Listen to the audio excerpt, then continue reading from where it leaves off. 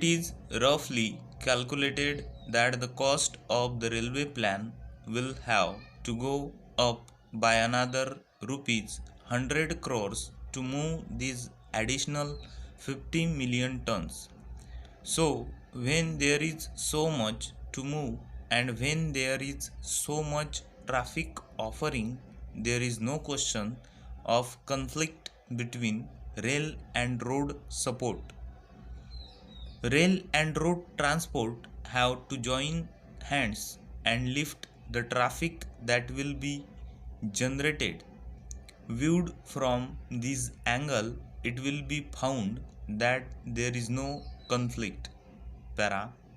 One honorable member referred to this matter and said that the railways should not adopt a dog in the manager policy. I have no difficulty in agreeing with him. The railways do not propose to follow a dog in the manager policy.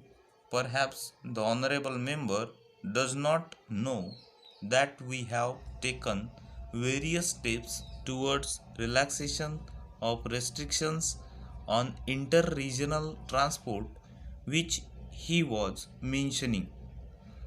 He spoke from experience and said that he was a member of one regional transport authority.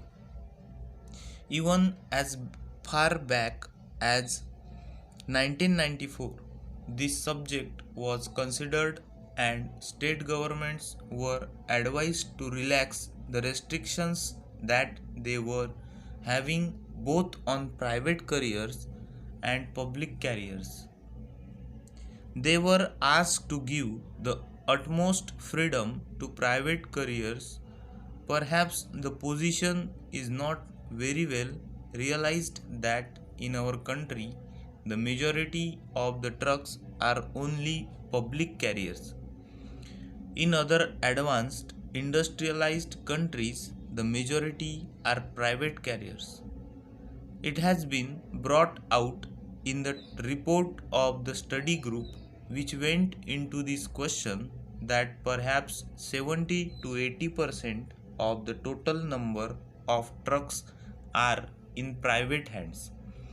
Here also in our country, the various industrial establishments, new and old, can really go in for owning and operating more and more private carriers. They can own a large fleet and can have workshop facilities also, and they need not complain against the railways for not carrying things. So, the indication is that private industries and new plants and new units that are going to be set up can very well go in for owning a large fleet of private carriers which can carry goods over small distances.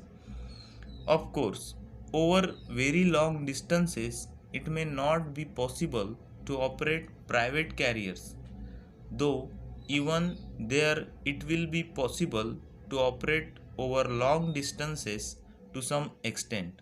Para. So, there is no question of any conflict, as I said, between rail transport and road transport. Coming to road transport, let us see whether the nationalization policy of the state governments comes in the way of expansion of private road transport. Over.